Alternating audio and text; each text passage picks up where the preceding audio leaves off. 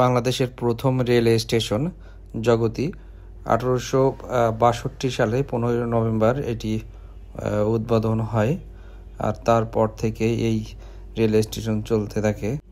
এই রেল স্টেশনটি কুষ্টিয়া জেলায় অবস্থিত বাংলাদেশের প্রথম রেলওয়ে স্টেশন। করে যাচ্ছি এখন রেলওয়ে স্টেশনের ভিতরের অবস্থা, এই জরাজীর্ণ অবস্থা। এই যে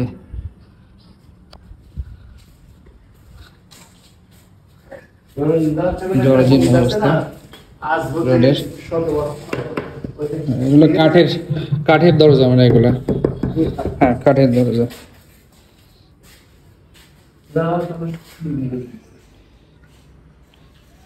আর এই সাইডে মানে জানালা দরজাই না, মানে সব মানে খুলে নিয়ে গেছে।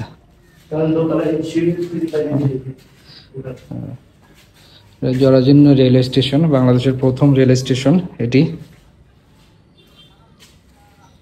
সে কত আগে যে লেখা হয়েছে, তারপর থেকে মানে এখন আর লেখা হয় না এই বোর্ডে। আর ভিতরের অবস্থা যদি দেখাতে চাই আপনাদের, রেলওয়ে স্টেশনের ভিতরের এই যে রুমগুলা ছিল, রুমগুলাই আছে কিন্তু তার আর মানে স্ট্রাকচার নাই। ছাদের অবস্থা দেখেন। এটাই হলো সিঁড়ি ছিল ওঠার জন্য, এই যে কাঠের সিঁড়ি, এখন ভেঙে গেছে, এখন আর ওঠার কোনো নাই, পরিবেশ নাই। এই যে জরাজীর্ণ অবস্থা, যে কোনো সময় ভেঙে যেতে পারে মানে। এগুলো তো মানে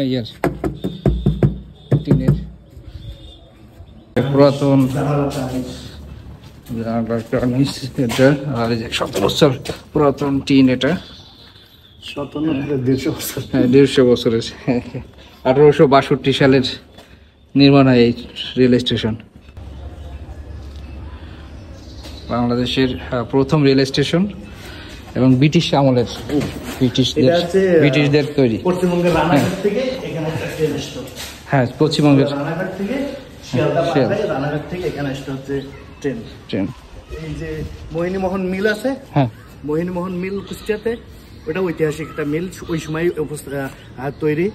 ওই মিলের কারণে এই স্টেশনটা করা হয়েছিল। ওই মোহিনী মিলের কাপড় কাঁচামাল আসতো, আর কাপড় হচ্ছে শিয়ালদা, তারপর রানাঘাট ওইদিকে যেত, ওখান থেকে ব্রিটিশরা রপ্তানি করতো।